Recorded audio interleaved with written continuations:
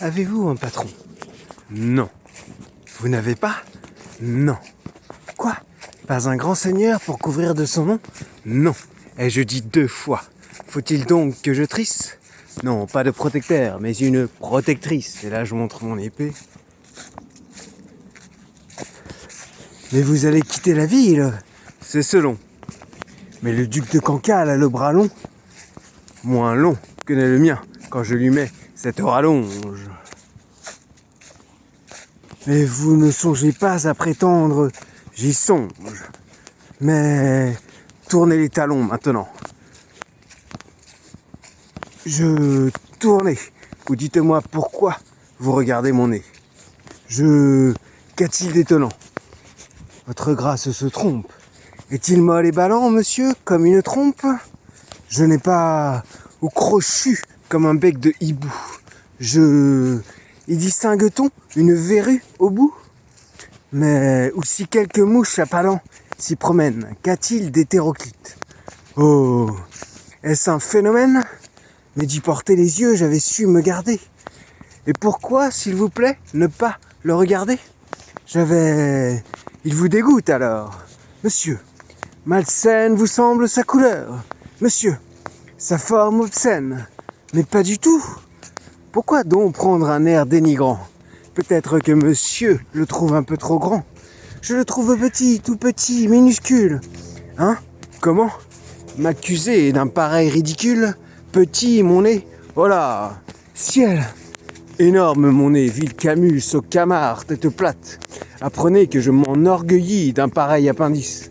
Attendu qu'un grand nez est proprement l'indice d'un homme affable, bon, courtois, spirituel, libéral, tel que je suis et tel qu'il vous est interdit à jamais de vous croire, déplorable maraud.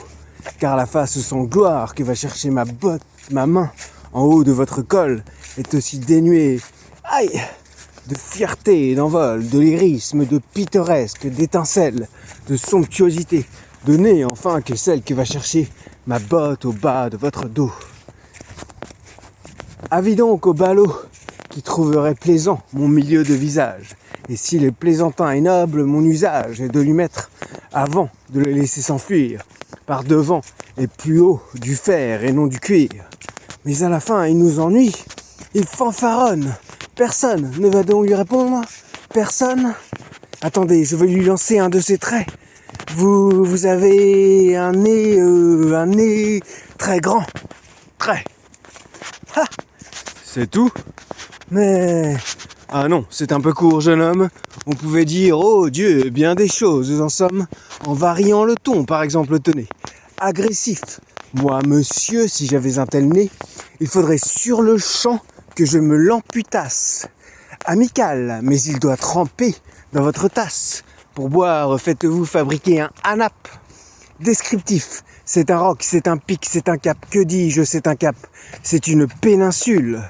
Curieux, de quoi sert cette oblongue capsule?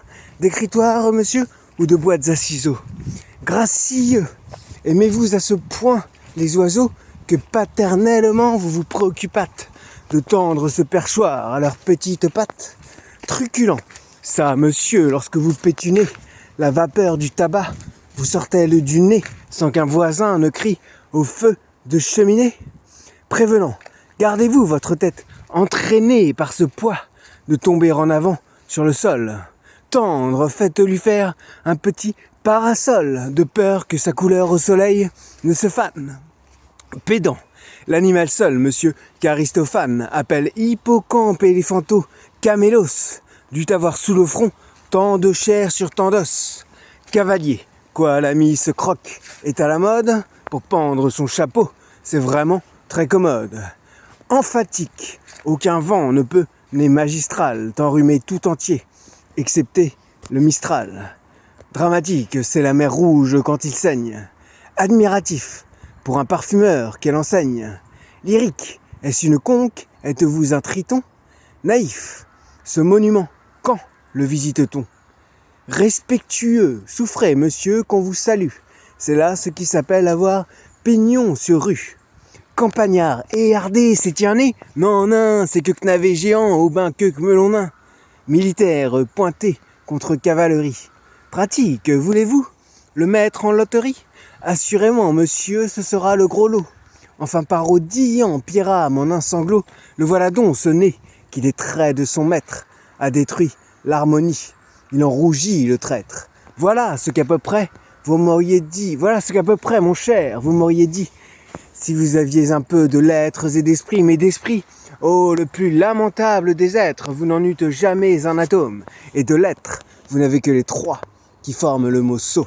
Eussiez-vous eu d'ailleurs l'invention qu'il faut pour pouvoir là, devant ces nobles galeries, me servir toutes ces folles plaisanteries, que vous n'en eussiez pas articulé le quart de la moitié du commencement d'une, car je me les sers moi-même avec assez de verve, mais je ne permets pas qu'un autre me les serve.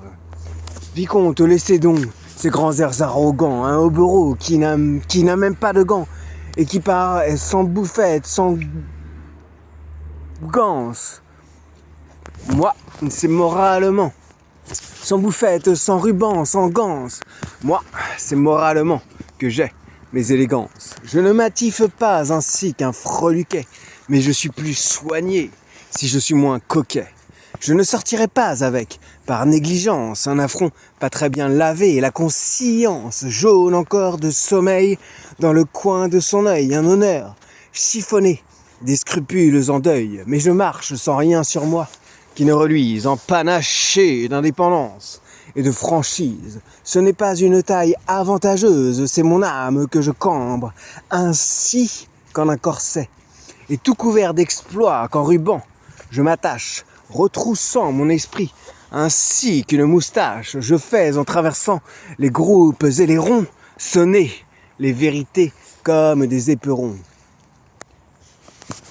Vicomte, laissez donc, je n'ai pas de gants, la belle affaire. Il m'en restait un seul d'une très vieille paire, lequel m'était d'ailleurs encore fort importun. Je l'ai laissé dans la figure de quelqu'un. Maraud, faquin, buteur de pied plat, ridicule.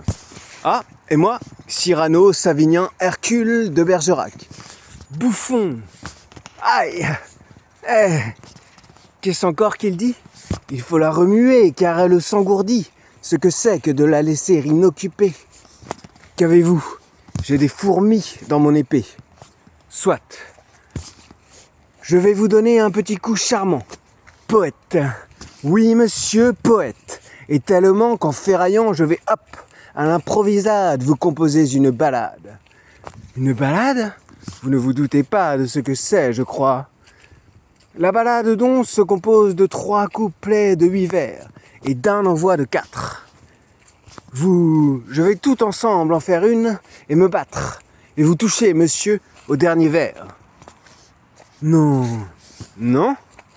Ballade du duel quand l'hôtel bourguignon, monsieur de Bergerac, eut avec un bel litre. Qu'est-ce que c'est que ça, s'il vous plaît? C'est le titre. Bon, et là, la foule dit « Oh, place, très amusant, rangez-vous, pas de bruit !» Attendez, j'ai choisi mes rimes, là, j'y suis. Je jette avec grâce mon feutre, je fais lentement l'abandon du grand manteau qui me calfeutre, et je tire mon espadon, élégant comme Céladon, agile comme Scaramouche.